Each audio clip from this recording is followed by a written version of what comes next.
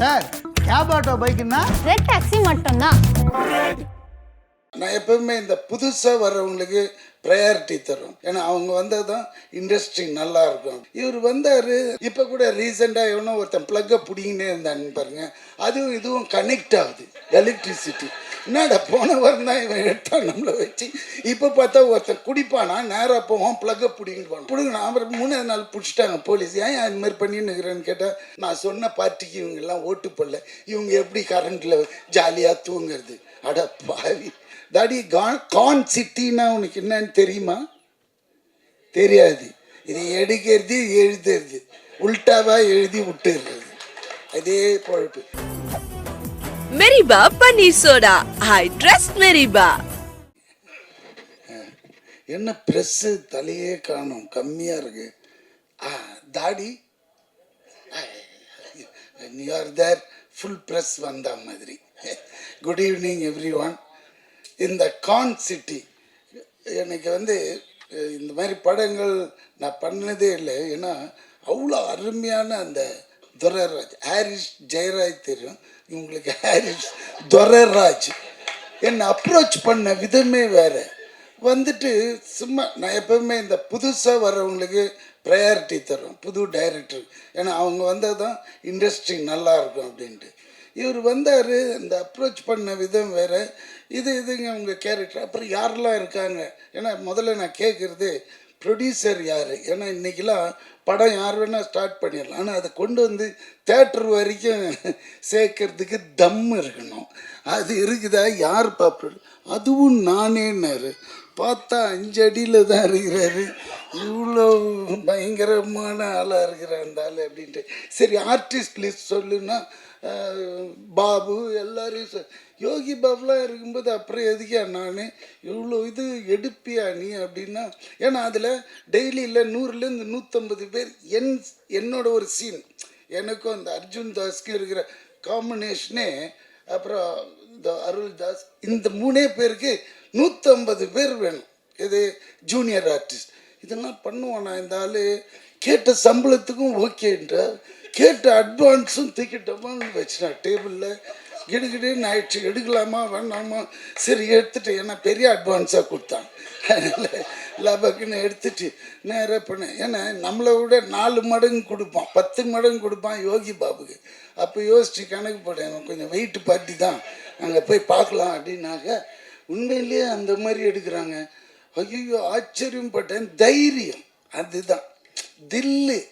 அந்த டைரக்ஷன் என்னன்னா அவனே எல்லாமே one mind show and nice. அந்த டிஓபி கூட பார்த்தீங்களே, என்னது ஃபாக்ஸியா பவுன்சியா? அந்த ஃபாக்ஸி இங்கே தான் அந்த பேண்ட் ஷர்ட் போட்டு முழுசாக வரான். அங்கே வரும்போது பிக்கினியில் தான் வருவான், எல்லாமே திறந்து கிடக்கும். யாருமா இவன் இன்னமும் ஹாலிவுட்டு டிஓபி மாதிரி வரான்? பிகாஸ் நம்மளுக்கு அந்த மாதிரி இருந்தால் ஜாலியாக இருக்கும். இதில் பேர் வருவானுங்க, வானுங்க, வீணு கத்துவானுங்க, அதெல்லாம் வேலைக்கு வந்தான். இருக்கிறதே தெரில. ஒன் ஆஃப் த பாய் மாதிரி சுற்றினே இருக்கிறான். அதுக்கேற்ற மாதிரி அவன் அசிஸ்டன்ஸுங்க டக் டக் டக்குன்னு செட் பண்ணிடுறானுங்க. இந்த துரைராஜ்கிட்ட இன்னொரு ஸ்பெஷாலிட்டி என்னன்னா, என்ன எடுக்கணுமோ அதை மட்டும் எடுத்து அழகாக அனுப்பிச்சி விட்டுடுவான். சார் நீ கிளம்பிடலாம். என்னை ஒரு நாள் முன்னாடியே பேக்கப் பண்ணி அனுப்பிச்சிட்டான். தம்பி நல்லா யோசிச்சுக்கோ, வேறு எதுனா இருக்கேன்? எதுவுமே கிடையாது. இல்லைப்பா எனக்கு ஒரு ஃபேமிலி பேக்ட்ராப், ஐயா அதெல்லாம் இந்த படம் கிடையாது. திஸ் இஸ் கான் சிட்டின்னா. தாடி கான் சிட்டின்னா உனக்கு என்னன்னு தெரியுமா? தெரியாது. இது எடுக்கிறது எழுதுறது, உல்டாவா எழுதி விட்டுறது, அதே பொழப்பு. கான் சிட்டின்னா மோசமான சிட்டி. அது உள்ளே என்னெல்லாம் நடக்குதுன்றது. பீங்க ஒரு எலக்ட்ரிசிட்டி போர்டு ஆஃபீஸர் நான், அவ்வளோதான். இந்த பணம் கலெக்ட் பண்ணி போகிறது. இப்போ கூட ரீசெண்டாக எவனோ ஒருத்தன் ப்ளக்கை பிடிங்கினே இருந்தான்னு பாருங்க. அதுவும் இதுவும் கனெக்ட் ஆகுது, எலக்ட்ரிசிட்டி. என்னடா போன வாரம் தான் இவன் எடுத்தான் நம்மளை வச்சு. இப்போ பார்த்தா ஒருத்தன் குடிப்பானா, நேராக போவான், ப்ளக்கை பிடிங்கிட்டு போனான். அது இவ்வளோ பெருசு. அதே மாதிரி செட்டு போட்டாங்க. இவன் எனக்கு அங்கே தான் ஆச்சரியமாக இருக்குது, இவன் செட் பண்ணி எதுனா பண்ணிட்டானா அப்படின்ட்டு. ஏன்னா அவன் பிடுங்கணும். அப்புறம் 3ஆவது நாள் பிடிச்சிட்டாங்க போலீஸ். ஏன் அது மாதிரி பண்ணின்னு இருக்கிறேன்னு கேட்டால், அவன் டாஸ்மார்க் போவான்னா நேராக போவான், அந்த ப்ளக்கை பிடிங்கிடுவான். ஏன்னு கேட்டதுக்கு அடிச்சு உரிச்சிட்டாங்க.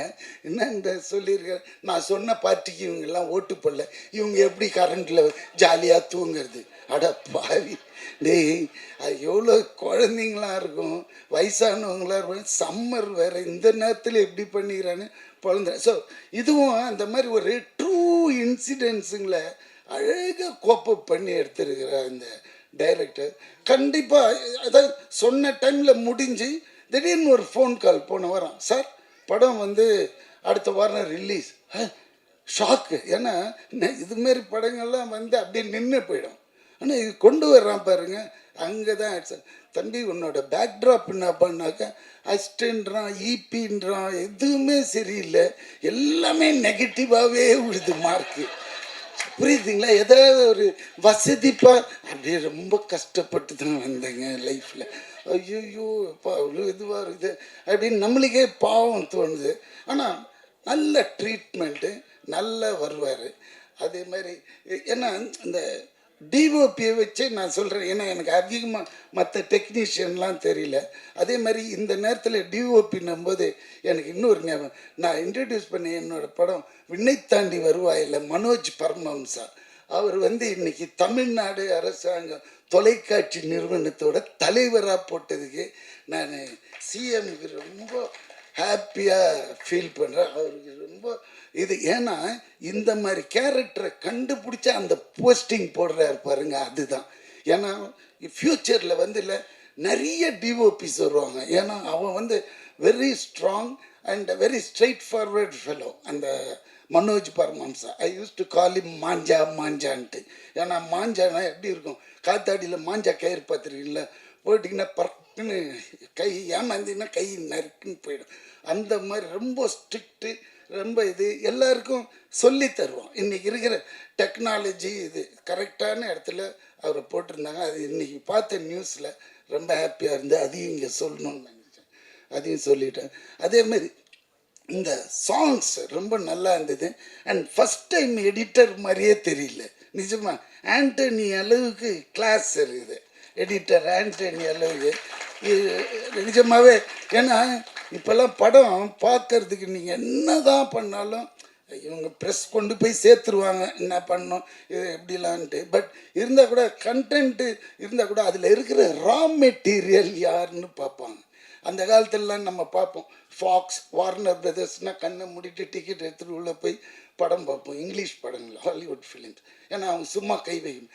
இப்போல்லாம் இங்கே எப்படி பார்ப்பாங்கன்னா இதில் யார் ஆர்டிஸ்ட்லாம் இருக்காங்க அப்படி பார்த்தீங்கன்னா இந்த வடிவுக்கரசி அம்மா, பாபு, அப்புறமா இந்த இவர் அர்ஜுன் தாஸ், அப்புறம் இவரெல்லாம் செம குணச்சித்திர நடிகராக போக வேண்டியது. அப்படி மூஞ்ச காய்ச்சி கசக்குனாலே இந்த அருள் எதிர இருக்கிறவன் குடல்லாம் பிறண்டுடும். அந்த மாதிரி நடிகராக இருந்தாலும் நிஜமாவே கேமராமேன்லாம் கீழே விட்டுட்டு ஓடிடுறான் அந்த ஃபாக்ஸி.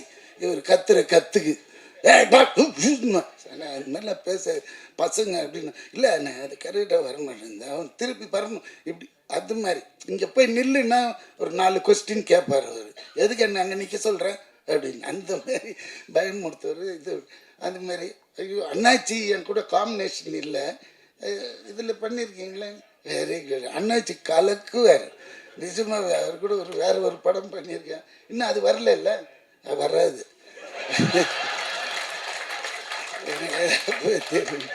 அதனால் இந்த படம் உண்மையில் எனக்கு அவ்வளோ ஹாப்பினஸ்ஸுங்க. ஒரு படம் ரிலீஸுக்கு வருதுனால சந்தோஷம். அவ்வளோ ஹார்ட் ஒர்க், அவ்வளோ கஷ்டங்க, சாதாரண விஷயம் கிடையாது. அந்த மனுஷன் பாவம் எவ்வளோ நாள் தூங்கியிருப்பான்னு தெரியாது ஆரம்பிச்சுட்டு. ஏன்னா அவ்வளோ, ஏன்னா இந்த படம் வருமா வர அப்படி தான் இன்றைக்கி இருக்குது நிலைமை. அது தேட்டரில் கொண்டாந்து இது கண்டிப்பாக ஹிட் ஆகி உங்களுக்கு பெரிய லெவலில் ஓடிடியில் உங்கள் பின்னாடி துரத்தின்னு வருவாங்க. ஏன்னா இங்கே ஓடுனா தான் அவங்க வருவாங்க. அது மாதிரி. ஸோ இந்த படம் பெரிய லெவலில் ஹிட் பண்ண உங்களோட ஒரு தடி கொஞ்சம் வசதியாக ஏற்றி விடுன்னா. ஆமாம், ஏன்னா அப்போ தான் தெரியும் ஜனங்களுக்கு. ஒரு நம்ம ஒரு சொம்பு குடம் வச்சுருந்தாலும் தட்டி காய்க்கணும், உள்ளே தண்ணி இருக்குது ஃபுல்லான்ட்டு. வெறும் குடம் நினச்சி போயிடுவாங்க. அதனால் கொஞ்சம் தட்டி காட்டி தலையை ஆட்டுதான். இப்போ காஃபி கீஃபி டிஃபனை கொடுங்கப்பா. ஓகே பாய் பாபு, கரெக்டாக அடுத்தது நீ கொஞ்சம் கலக்கி விட்டு. ஓகே பாய் பாய். ஹீரோயினை சொல்லவே இல்லை. எப்பவுமே எனக்கு ஒரு பேடுங்க, ஹீரோயின் கூட இருக்காதா, நம்ம ஒரு சப்போர்ட்டிங் ஆக்டர், இந்த ஹீரோ கூடயே ட்ராவல் ஆகிட்டு போயிடுவோம். இந்த ஹீரோயினுங்க கோச்சின்னு மனசுக்குள்ளேயே திட்டிக்குவாங்க, சும்மா போகும்போதே தடி விழுந்து பல்லு கில்லு வச்சுக்கும். அதனால அம்மா எதுவும் இது பண்ணது எனக்கு அவ்வளோ தெரியும். ஏன்னா அந்த அம்மாவும் எனக்கு தெரியும் ஒரு 20-25 இயர்ஸ். அதனால பேசிட்டேன். என்னடா அர்ஜுன் தலை குஞ்சு சிரியாது. Okay bye, take care, I love you all. Sir cab auto பைக்குன்னா ரெட் டாக்ஸி மட்டும்தான். மெரிபா பன்னீர் சோடா. I trust மெரிபா.